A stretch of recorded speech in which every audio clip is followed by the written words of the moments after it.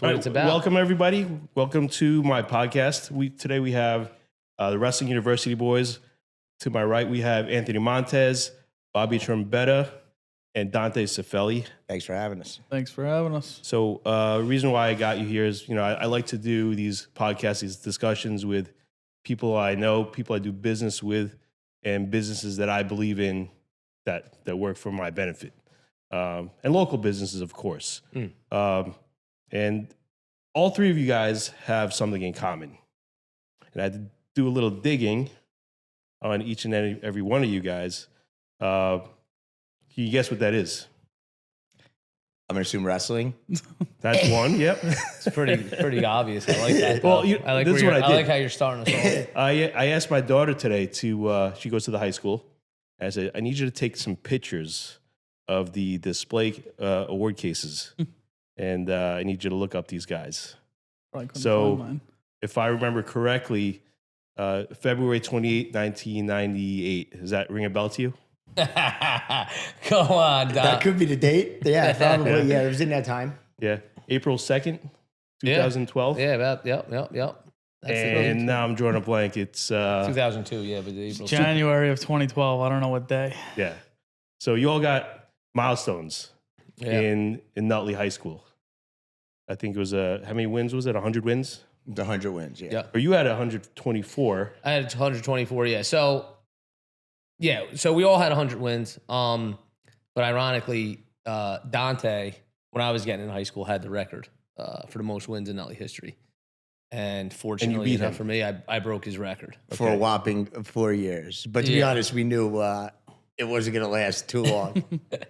I figured it was going to go down. Yeah. I remember his mother used to introduce me to some people and say, this is Anthony Montes, the guy that's going to break Dante's record when I was in eighth grade. Probably, yeah. So I gained the record. So that was 2002. 2002. Yep. Okay. And then young Robert here came along and broke my record. At 141. Yeah. That was 10 years later. You were 107? Yeah, no, well, 108? 108, yeah, 108. And I was 124, and he was 141. Wow. So we all held the record in Nutley for most wins. I mean, that's a lot of wins. Like, I wasn't that good as you guys, so I'm not even going to tell you how many wins. I don't even remember how many wins I had. But, part of my job as a dad coach, I need to know my son's record. And my son wrestled 41 matches last year, and his record was 29-12. So I'm like, if you're wrestling 100 matches, over 100 matches winning, at minimum you have to be wrestling 25 matches a year. Yeah. Right. So, my son, he does a lot of extra wrestling before the season and after the season. So you got to compile those for seeding, et cetera. Does the amount of wrestling matches you wrestled diminish as from a youth going into high school? Well, when I was around, there wasn't many high school tournaments in the outside of the season, right? And then probably picked up a little bit more around when Ant was coming in. It got more popular for high school tournaments, not so much rec tournaments, but high school tournaments. And then once Bobby was in high school, I would assume he probably could have wrestled every weekend if he wanted to. Some of these kids are actually wrestling every weekend now at high level tournaments in different states. Yeah, I mean, you got some kids now wrestling 100 matches in the off season a year. You know, you want to. Now it's like you said, every weekend, everywhere. In a state, out of state, down the road, you can find it anywhere now. Mm-hmm. Yeah, there's a lot of wrestling. To answer your question, I think you wrestle less matches in high school than you would in a full rec year. Yes. Yeah. Yeah, it downsizes for sure. But yeah, they get it in now. The high school gets it in. They got tons of tournaments, quads, matches. There's a lot of wrestling. I mean, when Dante was wrestling, I think you were only allowed 22 matches going into the district. So there was a pretty substantial. Honestly, we say that, but I think it was 20 before the high school for the district team state tournament, because we had extra matches before the districts, and I came back and wrestled in before the district. So I think it was while other teams were wrestling in the states, you could wrestle. Yeah, but that was still before the district tournament. Yeah. So going into the district, you're only allowed 22 matches. Yeah. In that and then when I was there, my first 2 years, we were allowed 22 matches. Then my junior and senior year went up to 24 matches before the districts, and then 30 for me. I think 30 for Bobby, and now it's up to like 35 or something. So you got kids going into the state tournament right now, like 42-0. Meanwhile, when Dante was wrestling, they were like 23-0. I was 15-6 going into the States my freshman year. So 15-6. From rec to high school, it definitely diminishes. But now in today, it actually upsized a lot from what they had going on. So Bobby holds a record currently in the high school with 141 wins over 10 years ago. He's like the Joe DiMaggio. I don't see anyone breaking it. That was my next question. It's a lot of Who do we wins. see breaking that record this year or within the next couple years? You got to put together some career. I mean, and don't forget, these kids are wrestling. Even though they're wrestling in a lot of matches, you got to come in at the right weight, wrestle the right amount of matches. You know, there's kids that come in as freshmen that are really good at a 157, but they're not winning 30 matches opposed to a 106 pounder because they're wrestling seniors. So everything's got to be a perfect storm. And like I said, Bobby took advantage of it. He was winning from freshman year early. Mm-hmm.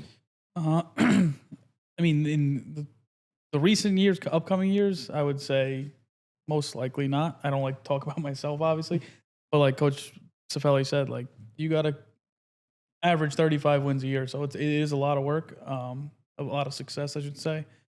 But records are meant to be broken. I'm sure someone will break it in the next couple of years, maybe not, but in the future, I hope someone does. It doesn't sound like you could think of anybody off the top of your head. Well, I'm not going to put any pressure on anybody, but I hope they're from Wrestling University. That's all I want to say. I can't think of anybody right now. And that's not a knock on anybody, right? It's just like they both said, you got to get into kind of like a perfect storm. You got to be winning. If you go on a little stretch of losing, you can lose that. You got to make weight every time. You got to stay healthy. Yeah. You got to stay healthy. I mean, listen, Bobby actually was hurt most of his senior year. He could have ended up with 160 wins. I mean, he missed tons of matches. I think 26 matches. You know? So there it is right there. If you put that on it, I don't know if anybody can I mean, you have that, to be really good from the start. Yeah. A lot of things got to go right. It's going to be... I'd love to see the kid who breaks it. I'd be excited to watch the kid who breaks it and Nutley singlet, that's for sure. Yeah.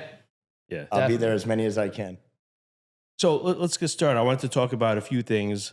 Me being a real estate agent, a local real estate agent in town, I need to be well educated in the town. I need to know the best places to eat, places to go,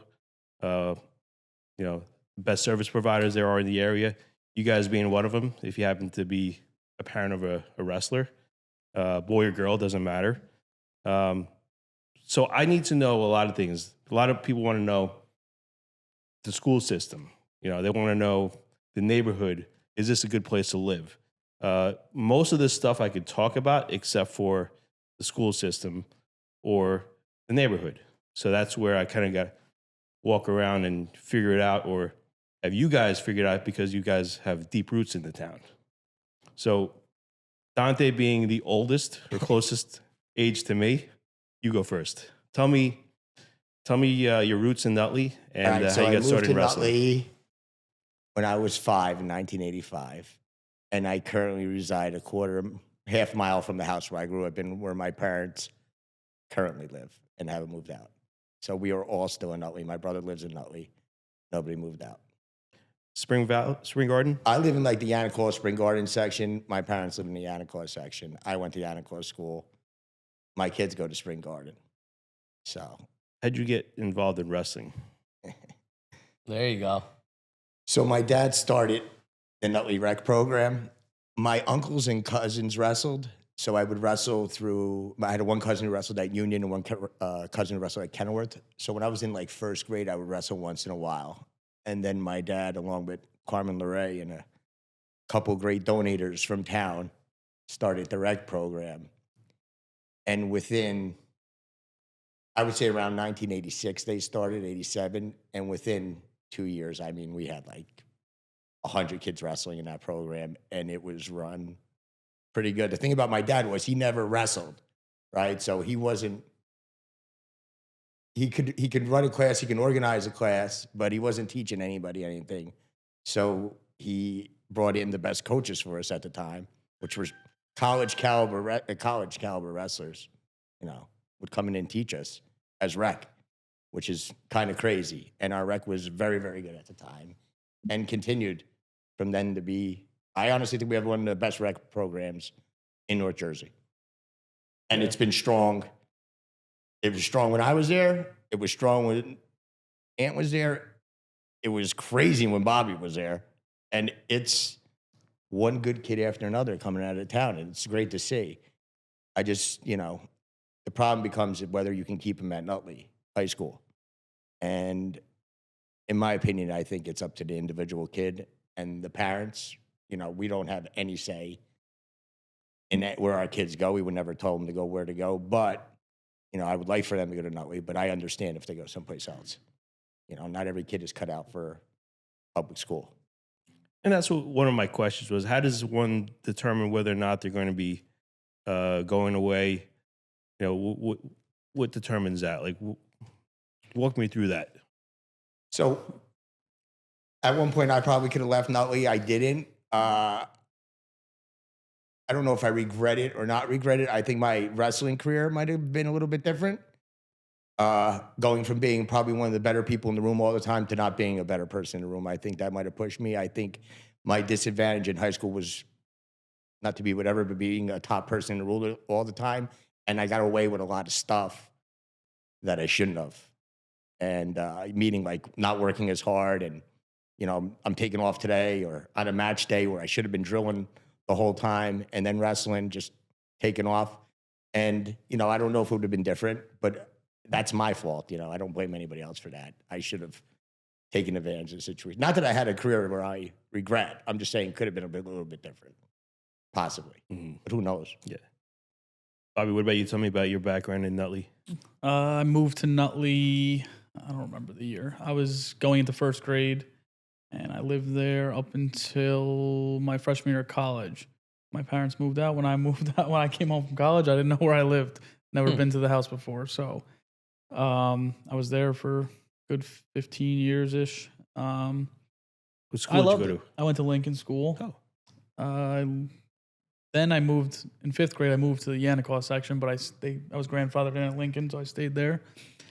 I loved Nutley. Nothing negative to say. School experience was great. Sports experience was great. I played all sports pretty much growing up. Like Dante said, we were lucky enough to have an outstanding program, which he and his brother were our coaches. So all the three of us have been linked for many years. He was one of my rec coaches. He was one of my high school coaches. Now we're coaching together. So it's been I think Nutley's big on is connections and relationships you build from a young age. And, that shows that that's true, that we're proof of that. But to touch on the private school thing, I'm a big public school guy. I had the opportunity to go to private school, obviously, like the other two of us here. I chose to stay in Nutley. I was lucky enough, like I said, to have Coach Montes as one of my coaches, so that I didn't really need to go elsewhere. A lot of parents and coaches are big on partners in the room, and I had great kids around me all the time, but I also had Coach Montes as one of my partners, drill partners every day. So I don't think wrestling-wise, there's always better options out there. It's just wrestling's you get what you put in, and if you're a star, you're going to shine no matter where you are. So I'm big on that. You build your own path and you make waves. You're on your own. So me personally, I'm still to this day a public school guy. Yeah, I'm a public school guy too myself. I grew up in Paramus, and a lot of people around me, they went to Bergen Catholic, St. Joe's, Paramus Catholics. So they went all over. And I never understood it other than sports.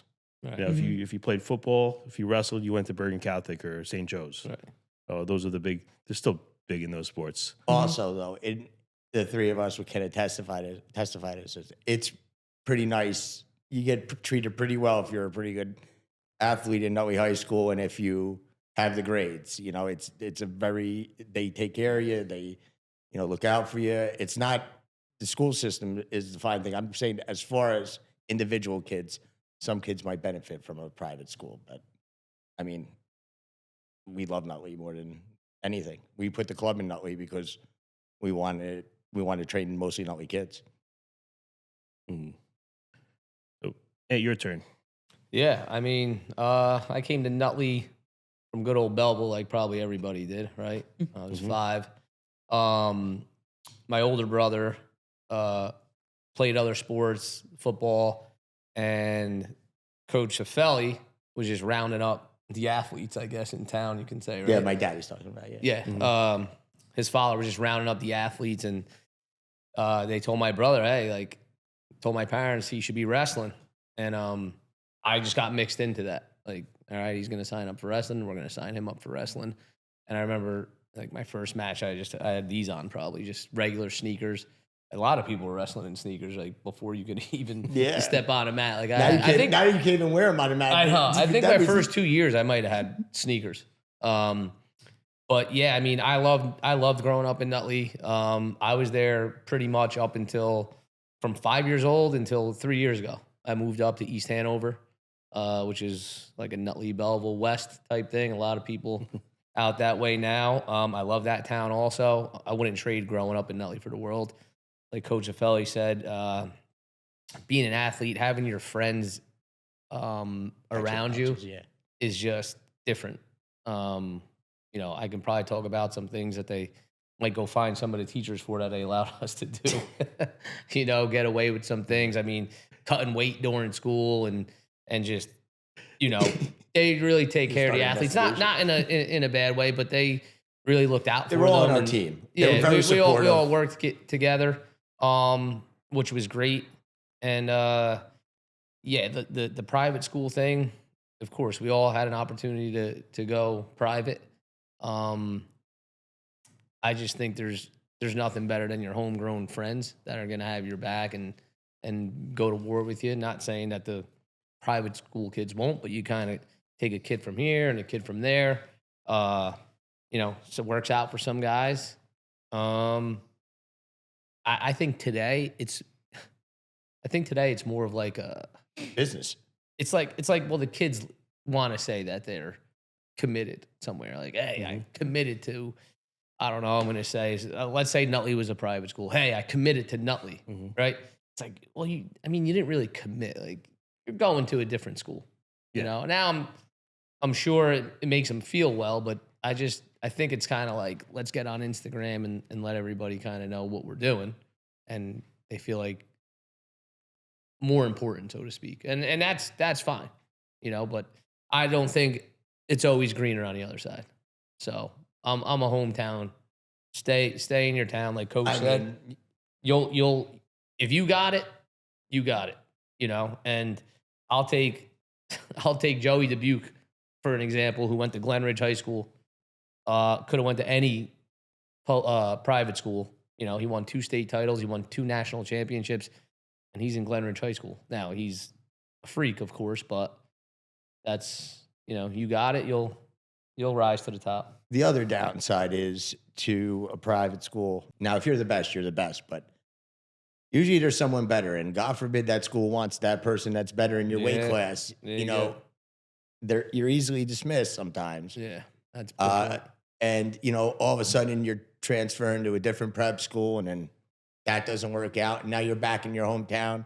You sat out for 30 days, or you missed 2 years of wrestling because, you know, it didn't work out. You know, those are all things you have to weigh in on when making that decision. And it happens for every person that puts up a committed sign. There's one that doesn't make it through that school, and that's the truth. Well, that whole Bo Bassett thing, he committed to one school, then he swititched.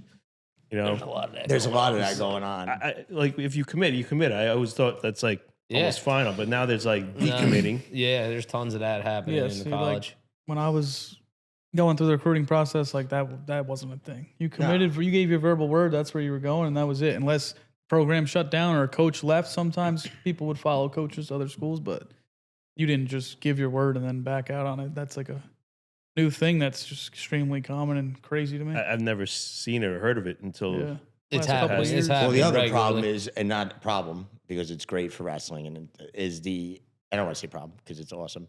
The NIL money now is, a lot of parents are marketing these kids on Instagram like they're commercials every time. That's me. No.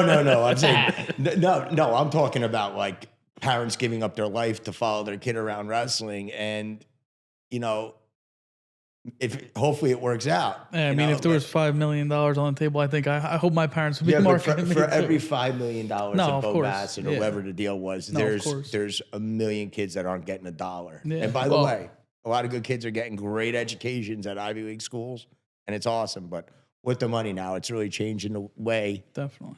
people are promoting their kids. It's almost like it's a little bit odd to see parents almost like filming everything and then interviewing their kids after matches. It's like, Haven't My gotten father- that my far yet. my father wasn't open for any interviews after matches with me, that's for Well, sure. like that kind of leads me to the next thing that we're just talking about. That it's like a slippery slope with, a lot of these kids are getting home taught and reclass and all that stuff. And I have no problems with it, but you got some kids in 3rd grade, 4th grade, 5th grade. They're not going to school. They're going to their whatever school that they're Wrestling going to. club. Right. / So they're schooling. They're still schooling. That's Mm-hmm. fine. But you take them out of their social life with their friends Mm-hmm. at school. And again, they can have friends that are coming in to that school. But you sacrifice kind of taking that away from them, and they're still not guaranteed to get your NCAA title or your state title. So now you missed. It's a slippery slope. I'm not telling anybody how to parent by no means. I just think that there's a lot of sacrifice there, and you're still not guaranteed to get to where you want to be. And let's talk about life anyway. Like, you missed that whole time, and you might not get an NCAA title. Let's say you get an NCAA title, but what happens after that? Like, what's from there? So that whole schooling thing's tricky. Well, that's one of the questions I've been meaning to ask somebody outside of the rec program. Yeah. You guys deal with more talent than the recreation program. Nothing against rec, but like you It's you from have all over. Yeah. people that pay you to coach their kids and do more work than what we do. We provide at the rec level. I mean, if I were to tell you, my son, his level, what his strengths are, what his weaknesses are. If I were to tell you, Anthony, I'm thinking of reclassing Anthony, my son. He gets good grades, but I just want him to be a better wrestler next year. What would you tell me? So, you know what I would tell you? Honestly, I would tell you to do it. I would tell you to do it. I would tell you to do it. Now, I'm you going to go. tell you why I would tell you to do it. Okay. Because everybody's doing it. So now you got to. It's like everybody's doing it. So now you just go back to square A. Whatever. Like, so yeah, I would say, hey, to me, the reclass actually, I'm really okay with that reclass because they did their 8th grade year. They went through their schooling. You're reclassing them. Maybe they need more schooling. Boom, then they get in high school. What I'm just think is slippery is the younger kids that are not going to school. They're those 3rd and 4th and 5th and 6th graders that are just doing, the club schooling. I think is just a slippery slope, but I don't got anything negative to say about it. I don't know what I would do at that age, but the reclass is, it's like a red shirt, let's call it, right? You wanted to say something about it. so I feel like we have, there's a wrestler that comes to us that's a really good wrestler. He didn't reclass last year. He's a freshman, and he competed at a high level and did well. And now he's a sophomore, and he's wrestling against kids that are freshmen that are his age. You know what I'm saying? So, like, these kids not only have a year on him of sitting out and wrestling, they're now even with him, and they're a year behind him. So they're wrestling at a level. I feel in wrestling at certain weights, I feel that reclassing could be very useful. Even when if you have a child that's in 150 or 160, that range, the heavier weights, I feel like sending them out a year could help and benefit them. Or too light. Right? You got Or a too kid that's light. 85 Yes, pounds. yes, that's another thing. You know, too light. Yeah. You don't want to throw a kid and waste a freshman year if he's 85 pounds as a freshman and he's going to wrestle varsity at 106 and get killed. You know, you let him grow into it. And there's a lot of those situations. But there are certain kids that don't reclass. And if I'm a college coach and I see a kid didn't reclass and he's winning the states, that's the guy I'm going after. Because he's still got talent left and still, you know, can mold them. And I feel like that would be an advantage, but rarely does that happen these days. Yeah, I mean, I'm supportive of the reclass a little bit. Might be a little bit biased, but I started my freshman year of college. I was 17 years old, so I was the youngest kid on campus. And you know, now you're in college, you're wrestling 23-year-old men, I should say. And I'm You've never bought 17-year-old beer in college. No, Beer, you couldn't even buy dip or cigarettes. so I was 21 years old as my fourth year at school. So I mean, especially in cases like that, I understand it, right? Like I started school early. I was young. Like my parents could have waited a year or held me back, did a reclass, but that wasn't really popular. There was very, very few kids reclassing when I was in 8th grade. So in a situation like that, I'm definitely behind that. But yeah, I mean, it all depends on the kid, right? And the family, and that's their decision. But if you're a high level kid and you think that it's going to benefit you, like we were just talking about NIL money or scholarship money, whatever the case may be, if that's the case, then I'm all for you taking advantage of that and doing what's best for your child, right? I mean, nobody can blame you for that. So. Yeah.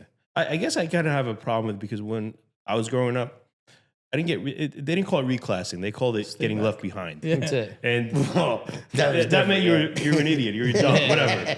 And like, I lived with that because they left me back when I was in kindergarten. And I'm like, and this thing was stuck with me for years. Like, oh, he got left back because he wasn't smart. He was dumb. Yeah. You just reclassed at a young age. That's all. That's it. Yeah. Now it's like, Today's terminology fixes that. yeah. So it's different. Like now I have a hard time accepting this whole reclassing thing because of what I went through growing up. Are you going to reclass him? For my son, no. No. No? No, I don't think so. He's a really smart kid. You know, his grades are good. I don't see the reason other than Wait. right? Yeah. Also, there's more to Anthony's life since we've known him than wrestling. You know, he's got a lot more going on. Other sports. And he's a good ball Yeah, player. baseball. I heard. You know, he's in, you know, so again, he's a great wrestler and he focuses on wrestling. He is a well-rounded person. So, you know, I wouldn't worry about him. Like he wouldn't be a typical reclass kid. You know what I'm saying? I wouldn't worry about it. His high school career is going to be a great high school career. And if it takes him someplace, great. But again, Anthony is the rare occasion of a wrestler who I saw play multiple sports in high school. I mean, did you play football and baseball? Yeah.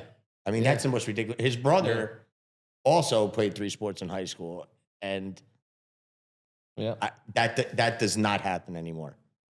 I just loved competing in everything. I still do. Like, Yeah, well, the thing is now, when wrestling season was over, when we were around, it was over. You know, Well, I was just gonna say back then there was kids wrestling all year round, but not many. You know what I mean? Like, so in order to close the gap, you didn't have to wrestle all year round. So much. But that's the problem. Nowadays, if you're behind and you're not wrestling all year round, you got no shot at catching those guys. Think These about kids are it. living, breathing wrestling. Think about yourself. He plays baseball all summer, right until about August, September, right? So he's got to reset, get his mind frame set for baseball. Then when he's done with that, he's got to get into wrestling. Well, he Opposed plays to a kid- baseball in the fall, so he's wrestling and playing baseball. Which is at the same doing time. both. So now he's wrestling against a kid who's been wrestling probably 12 4 months. years, no break, Yeah. and no other sport. right. You know, it's a commitment that seems it's crazy sometimes with some of these how many matches some of these kids wrestle. But And that's why you're I'll seeing high take- school kids beat college NCAA champs nowadays. These Yeah. kids just live, breathe wrestling. No, I'll take the that's- well-rounded kid in the long run. That you know, That's a whole other thing before we get to the next thing. What Bobby said, 'cause it actually Drives them nuts. aggravates me. Like the Bo Bassett. And if Bo Bassett ends up watching this, all right, I got no beef, but like that's just not fair. Like Bo Bassett comes along and he beating all these college kids and Forrest, right? Jax Forrest. Jax Forrest, his teammate, beating kids and Blaze. Now he's at Penn State when he's in high school. He's beaten world champs and NCAA champs. But like Bo Bassett is making it like not realistic. Bar set very, Like very he high. sets the bar so high, and now all these kids are like doing this whole thing.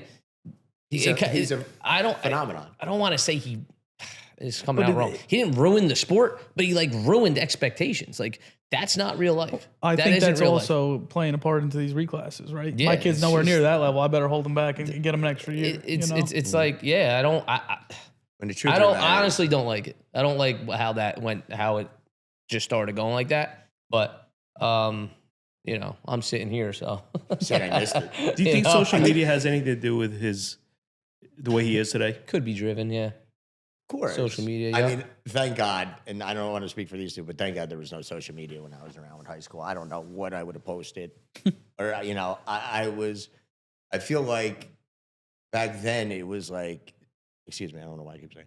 Back then it was, you couldn't find a video on a kid that you were wrestling, right? Mm-hmm. You had to call a friend or maybe someone at your club wrestled a kid and Yeah, he on had the the video. video, Yeah, and you for like video. thought you hit the jackpot. Yeah. Now you go on Flow Wrestling You and you watch can see the anybody. last 20 matches a Bantam 45 wrestled. It's the craziest thing I've ever seen. Yeah, it's You know, and then crazy. you would get to the States when you were rec States, you wouldn't know anybody from South Jersey. You know, you would get sometimes you'd be in the semifinals thinking you're gonna win the thing, and a kid from South Jersey comes up and Tech falls you or beats you 8-0. And you know, But on the flip side, it's like a double-edged sword. It has promoted the sport. Oh, it's The crazy. The sport's sport's out crazy of now. It's control awesome. in a great way. So, yeah, Bo Bassett, I think, is a little unrealistic. Is the sport blown up with Instagram and all that definitely flow? helps. It's unbelievable, unbelievable for the sport. So, on top of the educations out of that makes it possible. Even like the Ivy League schools are putting such a good teams together that, you know, if wrestling doesn't pan out, you have an education from Princeton or Cornell or any of those Ivy League schools. Like when I was around, the Ivy League schools were just starting to get good in college, but now it's like that would be the only place I would want to go to. If I was wrestling now, I would have my sights set on one of those Ivy League schools because if wrestling doesn't pan out, you know, and Which brings me back to the private school, high school thing. So there's certain schools, like I'm going to go ahead and say Del Barton. Like if you're going to go to Del Barton, if you have an opportunity to go to Del Barton, it's a no-brainer in my opinion. yeah. Some of these other That's schools, these beautiful lower end campus. schools, Yeah. some of these lower end schools or private schools, I don't want to call them lower end schools, but lesser schools than Del Barton, maybe not so much worth it. But if you look at, excuse me, Del Barton's wrestling team where they go. as a whole, 99% of them are going to Ivy Leagues on full ride. Yeah, or So- top. Am I going to blame that kid for not Yeah. staying home? No, how could I? that's a different. He's yeah, bettering that's his life different. in all aspects. Yeah, I feel like Del Barton is like almost a way of life versus like Yeah. yeah. I mean, that's a Yeah. college. That's a college in itself, Yeah. if you Yeah. ask me. And you know what? It's that when those kids get to college, they're prepared. Not only academically, they're socially prepared, and forget about wrestling. you know? Lifestyle prepared Yeah, too. they're you just know? prepared for that environment. So if that's the environment you want to go to, and your kid has the goods, and you have the means to send your child to Del Barton, I mean, no one in this room is going to say don't do it. Yeah, that's a whole different. The problem animal. is your kid going to get the mat time? Because let me tell you something, there's always a better kid behind you coming up there. You got to watch there. They're loaded and they reload and they reload.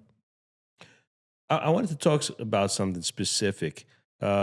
Reason why parents choose certain wrestling clubs. And I chose you guys. One, no offense, but I don't know. I didn't know anything about you guys, but it was convenient. It was in Nutley, Of course. so that You was don't one of have my. to tell us. That's And it. you know, like Come on in. as soon as I got there, it was like, you know, I didn't know anything about you. I just trusted you guys. Yeah. And I sat in a couple practices, and then I see, you know, some really good guys like Louis Del Volpe. He's in the room. Yeah. I see Aiden Rotbaum, like heavy hitters, local guys from Nutley. I'm like, this is the place I want my kid to go to because these guys go there. These guys are successful wrestlers. So when parents have this thinking, these guys are there. Is my kid going to be just as good as those guys? We are obviously Nutley guys. You heard our resumes, our places in Nutley. Yeah, we want it flooded with Nutley people. We want to give back to Nutley. We still, our heart is with Nutley, even though we're out of there. Dante's still here, but the club game itself, like how you were saying, it's so you got to find where you're comfortable. So, like you said, you had really knew nothing about us. You came in, you saw what was going on. I think some people get mixed up, like if they see Johnny's in. I'm going to use us. Johnny's in Wrestling University, and Johnny's a 5-time Tulsa champ, or he's a 10-time state champ. It's like, I'm going there. And they're not wrong, because that's kind of where you get brought into. But now, if little Jimmy here isn't comfortable, right, wrestling, who's in there, the coaching, they're not going to be the 10-time state champ. Like, just because he's it doesn't mean he's going to be it. You need to be comfortable with who you're training with and who your coaches are. Because if Cale Sanderson's coaching you and you're not comfortable with him, you're getting nothing out of the practice, right? It's like, I'm in this room with all these hammers, but I don't even want to be in here at all. So this practice to me sucks. And then you go maybe over here where somebody else is coaching and little Johnny's not a 10-time state champ and he's pretty tough, but now your kid starts to gain some confidence and he's trusting his coaches, and now he's going to start jumping levels. And that's all you want. And then, yeah, everybody's looking for partners. I want a partner. And they're right. You do need partners when you get to a certain level. If I'm going to wrestle a kid that's a state champ and I'm not even close to there, and I'm wrestling him every day, just getting my butt kicked every day, yeah, I'll get a little tougher, but I'm going to continue to make the same mistakes every single day, just wrestling this kid live, and nothing's going to get fixed, right? So I think it's just what you did. Walk in a room, find where you're comfortable, and see where you're going to get the most out of your workout. And it's not always going to be where the best kids are. That I promise you. Yeah, because let's be honest. I mean, we have some really good wrestlers in our room, but we have a couple kids floating around state champs, but we don't have that signature wrestler that's like the greatest ever. We don't have that. We have kids coming in that room, but Ant treats, we all do, but we treat our state champs the same way we treat our kids. Beginners. Our beginners. They get the same amount of attention, which is crazy because we have us three are walking around our rec class, and each kid is getting a lot of attention, whether you're a state champ or not. We're all going through each kid. So in our club, I feel like it's a good club that way because we have great kids, and we have kids just starting out and everything in between. So we definitely can find you a partner at some point. And our attention to each kid, I think, is what makes us a club that's different. I think when you have 3 guys like us in the room at one time teaching a rec class, kids are going to get better. I mean, yeah, I mean, these two pretty much covered everything I was going to say there. Being comfortable is main key there, right? You're, like Coach said, if you're not going to be comfortable in a room, you're not going to get anything out of those practices. And, in order to get better, you need to be comfortable with the kids and the coaches. It's not one or the other, or neither, obviously. So, like Coach Cifelli had mentioned, in our club, I think we are 3 very, very understanding and laid back, but strict and stern when need to be coaches. So, I mean, you're going to laugh, you're going to cry, you're going to sweat, you're going to bleed in our room. And I think that's very important. All one day. We have a variety. I probably the most crazy variety of wrestlers in a room in the area. We're all over the map. We got, it. like he said, we got beginners, we got studs, we got everything in between, and a whole lot of different personalities, and we just make it work, and we laugh, and we all get along as coaches with our athletes, with the parents, with the families, and it's a very good connection we got building and growing, as I'm sure you could see on social media or if you step foot in our room. We're honestly in year 2, halfway through year 2, and when I started this, we had an opportunity to start the club. I called Ann up, Actually, I hadn't talked to him for a while. I was like, hey, you got a minute? I texted him, you got a minute about wrestling? He's like, always. And I presented the opportunity, and he was like, he saw the space, and I feel like he took the lead from then. And, boy, did I pick a good business partner to take control of the business with me, because he really does a lot of work. Bobby too, but Ant in the beginning really pushed to get this thing going. And I feel like we're way ahead of where we should be for a second-year club. Numbers wise, talent wise, and just it's fun. It's fun. It really is fun. That's I kind didn't of realize how much fun it would be, and how much I would be invested in each wrestler. Right. Yeah. So when I coached the rec with Bobby, I was involved in it, and then I left for a little bit, and I forgot how much I love coaching. And now, like, when these kids lose, I mean, Ant's way worse than me at this, but like when these kids lose, I'm like all day. The next day at work is like, we're like, where did we go wrong? What are we doing? It's like, wait, he's 8 years old, and he's 60 pounds, and he's going to wrestle 4,000 matches in his career. Why am I focused on this one? And it snaps you back to reality. But we are as invested with these kids as can be. And it's awesome, and it's fulfilling, and it's an honor to be part of it. It really is. It's awesome. Well, my son didn't start with you guys for club. He was jumping around here and there. And one of the key differences that I noticed from you guys is you guys legitimately cared. Anthony, out of nowhere, asking, where's Anthony been? Quite honestly, like, he was a little discouraged because he had tough partners at the U. I remember when I texted you, yeah. And I remember a time where Bobby just texted me out of the blue. He said, hey, save my number. I'm thinking to myself, how do you get my number? Yeah. Because we were doing a tournament, and he happened to be there. So to me, that tells me that you guys are communicating. You guys have an idea of what's going on in most of your wrestlers' schedules. Well, one of the clubs I remember, I've been going there for a while. I'm not going to say the name, but I've been going there frequently, and he still didn't know who I was. Yeah. So that says a lot. That goes a long way in how you guys conduct yourselves and do business.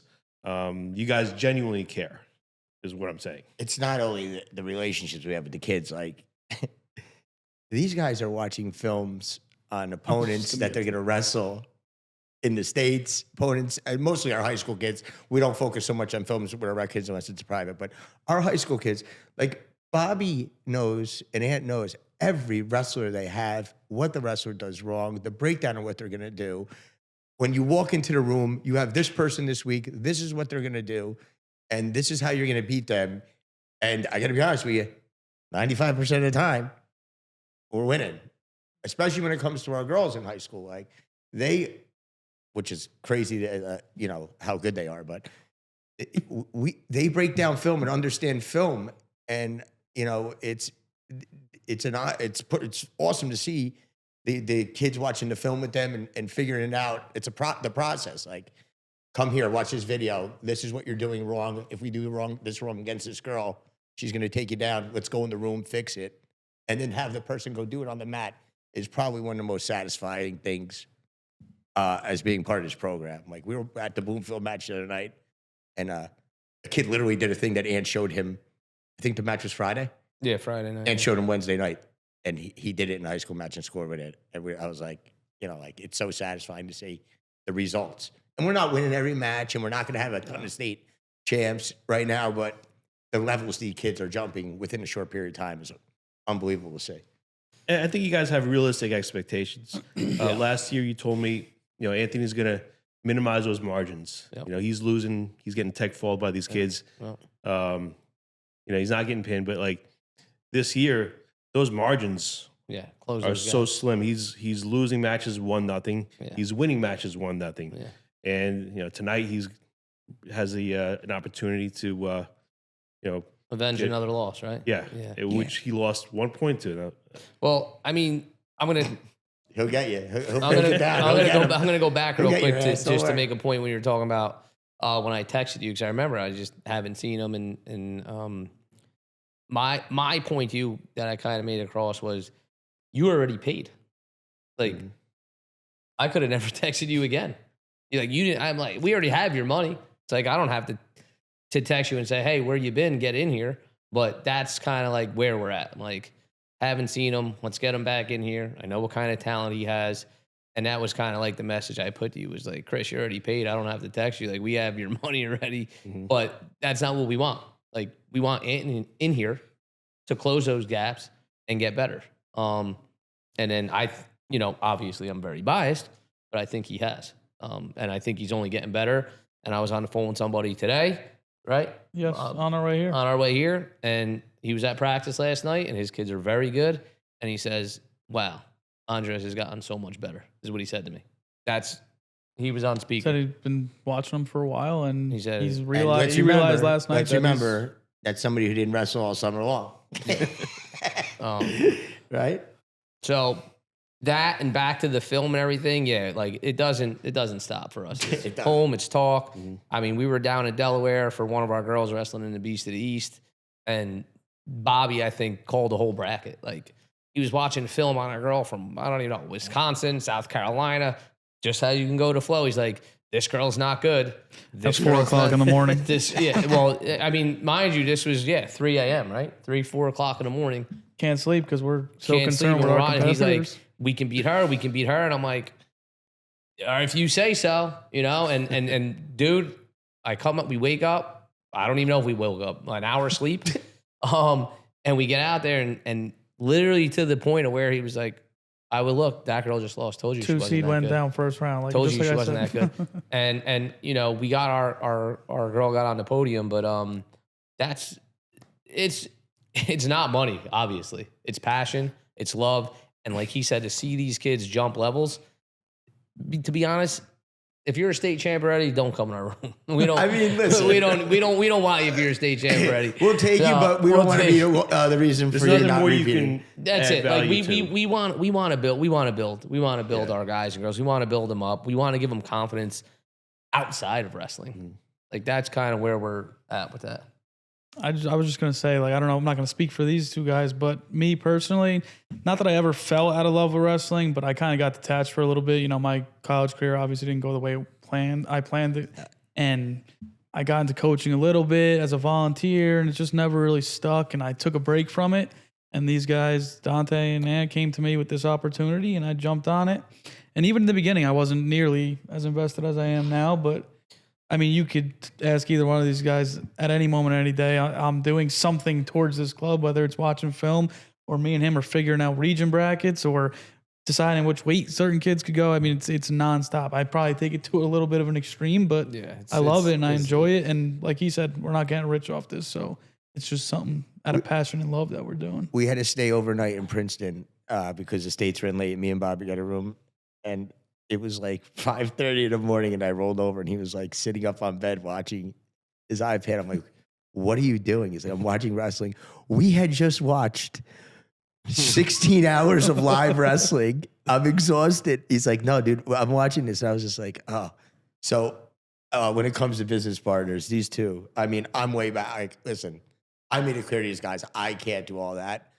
First, for the fact, I am a little bit older. I'll admit that. Was out of the game a little bit. So that's the reason why I really focus on the beginner kids, because I know the basics.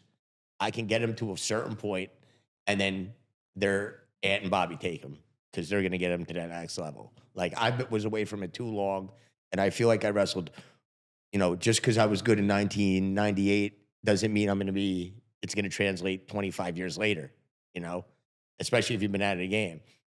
These guys stayed in it, and they are on top of everything, and it's just funny to watch.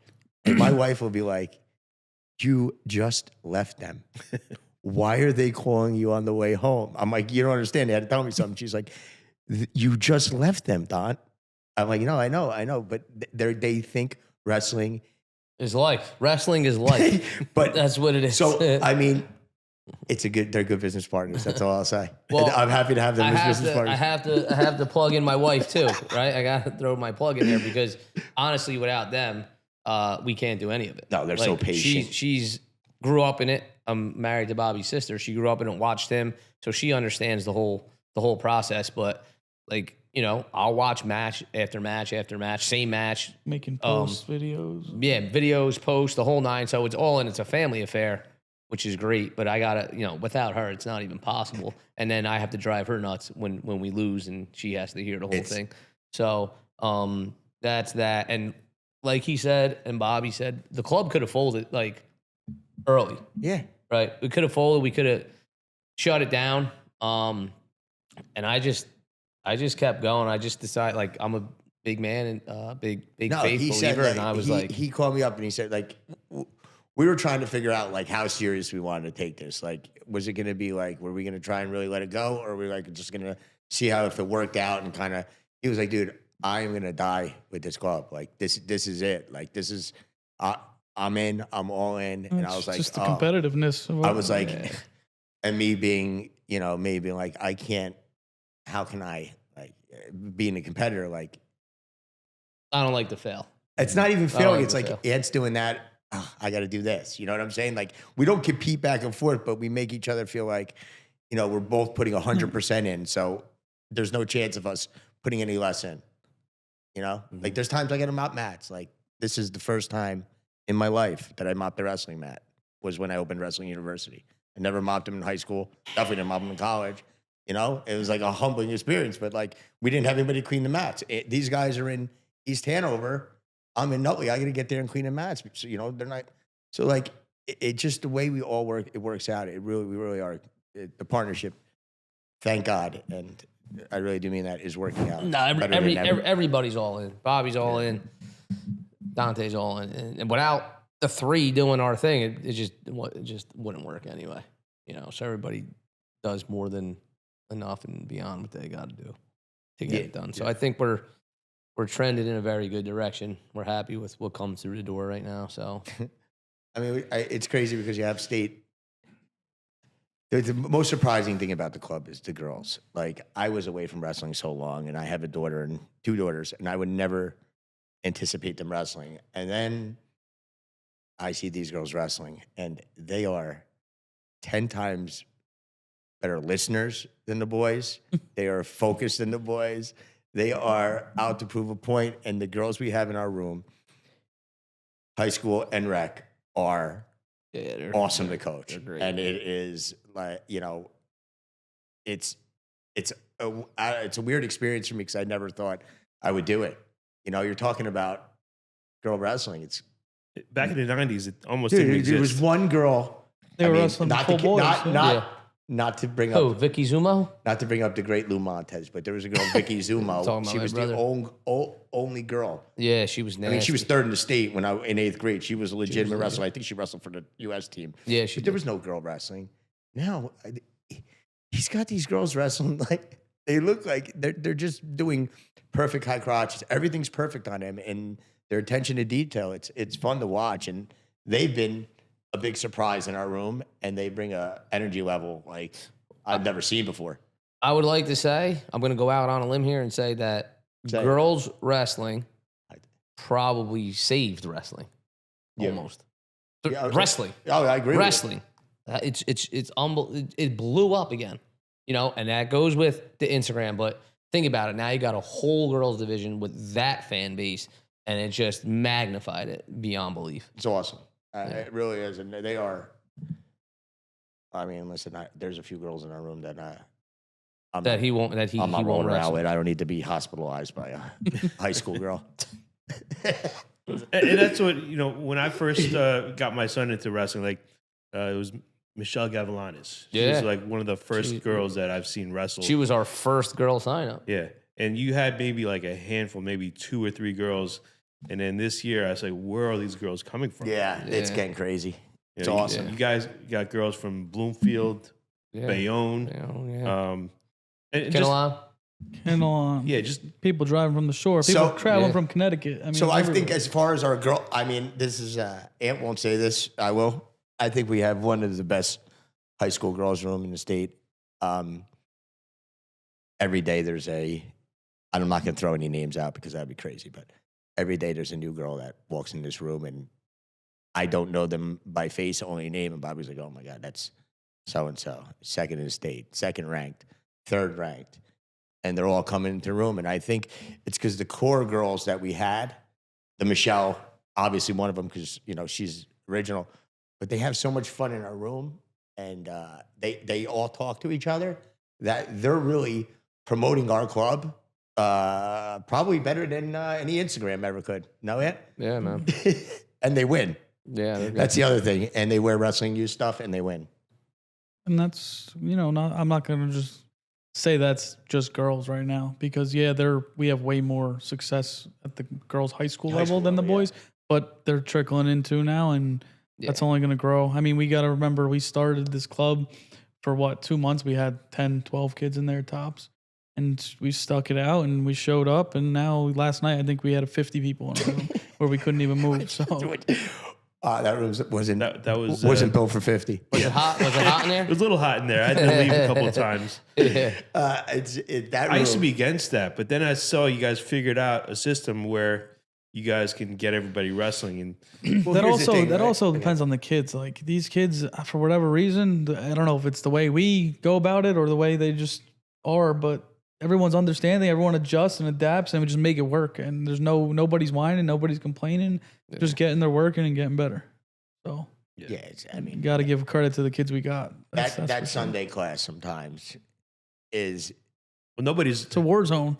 Everybody's got meets throughout the week, so they got to find a place to practice. When we picked the time, and it was like, when do you want to do it? And I remember when I used to wrestle at Edge in high school, we used to wrestle on Sundays at 6 o'clock because it was after tournaments, and high school was 6 o'clock. I said, yeah, let's try like later on Sunday. And he's like, oh, all right, let's see.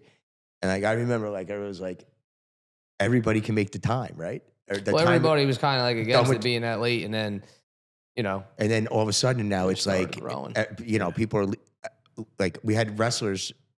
Michelle won when she won Sam Cowie and showed up, was crazy. But we have kids that are wrestling and girls that are wrestling in tournaments all day, and then showing up to you at 4:30 for a ball buster of a practice. You're not going there to joke around on Sundays. You're going to get hammered, and they show up and they love it. It's awesome. Yeah. Well, I wanted to bring something up. I'm wearing one of the first generation Wrestling U hoodies. Yeah. We appreciate that, by the way. I see you guys got some new logos. Tell me something about the new logo. So we're not shifting away from that. That's still going to be one of our logos. But, if you guys watch some of our Instagram stuff, you see that we're heavily faith-based. And I've given myself to Jesus, and that's how I live my life. And I think comparing that to wrestling is almost the same thing, right? If you're going to be a follower and walk that faith life, there's sacrifice to it, a lot of sacrifice to it. And we're not perfect by any means, but there's tons of sacrifice that it takes. And in order to be successful on the wrestling mat, there's tons of sacrifice that you're going to have to do. You're going to have to say, yes to things that you want to say no to. And you're going to have to say no to a lot of things that you want to say yes to. And that's kind of, that is it. Like that's your walk with the faith. So I think we have a bunch of followers in our club, which is unbelievable, and we don't push it. You don't have to do it. We pray at the end. And our big thing is just replacing fear with faith. And if you do have that faith and you trust in Jesus, a lot of good things can happen. And I just think we're kind of like putting that on our wrestlers now, and they're really buying into it. And you can see just in the wrestling world, there's a lot of followers. And we take it serious. We take it serious, and it's a big deal for us. And I just think that's pretty much how we're growing with it, right? Yeah, I mean, I also am a follower and a believer, and I've changed my life drastically over the last year and a half. But that being said, like Coach said, it's not mandatory for you to pray with us. It's not mandatory for you to buy this cross shirt, because we have other options like Coach Cifelli's wearing or like you're wearing, and it's no hard feelings either way, obviously. So I know one thing Coach Montes stresses a lot in our end of practice speeches is that you don't necessarily have to have faith in Jesus to have faith, right? Have faith in us, have faith in your school coaches, have faith in your family. And I think that's very important. That's non-religious based whatsoever. just having faith in what you do and believing in yourself and the people around you is just as important as our faith in what we pursue. And just generally be a good person. Like, we really have a good group of kids who get along really, really well. I mean, you know, whether you believe, you know, whether you participate, I shouldn't say believe, because that's crazy. Whether you participate or not, you know, everybody is just so, it's everybody just circles around, and it's really nice to see that kids getting along and playing games before and after and hanging out after. Like, you know, kids stay there and hang out for 20 minutes after practice. Like, you want to go home, dude. But, you know, they're having fun. And, you know, you don't want to tell them to go home. But Ant really does put that belief in wrestlers. And, you know, a lot of kids follow it. I mean, listen, wrestling is a tough, horrible sport, right? Like, let's be honest, it's rough. You get nervous, you get scared. And, you know, with belief comes confidence. Right. And you don't want to run into a confident wrestler. So if there's something there that you can believe in, that we know is there and that can help, I mean, jump in, you know, jump in with it. All right. Lastly, tell us your schedule and who's doing what. What, the wrestling schedule? Yeah. Or the schedule? So I do rec classes. I'm in the high school I cover, but I do Mondays and Wednesdays, the rec classes, 6 to 7:15, 7:30. Basically, I'm sorry, kindergarten through 6th grade. Well, on top of that, we all do a TOTS class for 4 and 5-year-olds. We all help each other with that, which is awesome. And these kids are actually competing now, which is awesome to see. But me and Coach Montes, we rotate to be the guy in the room helping Coach Cifelli when he's running practice, because we always want multiple eyes on these kids, no matter what age group it is. So if he does rec class, I'll do high school, I'll run it, and he's there with me during high school. We always have 2+ coaches in the room, and vice versa. If I'm doing rec, he'll do high school. And like I said, I fell back in love with the sport, so I'm trying to get my workouts in now too. So that's becoming awesome. Yeah, that's it. We're there Monday, Wednesday, Thursday, Sunday. And sometimes Saturday for the tots. That's it. That's it, man. And then if we're not there, we're coaching somewhere. So It's awesome. Thanks for having us. Oh, thank you.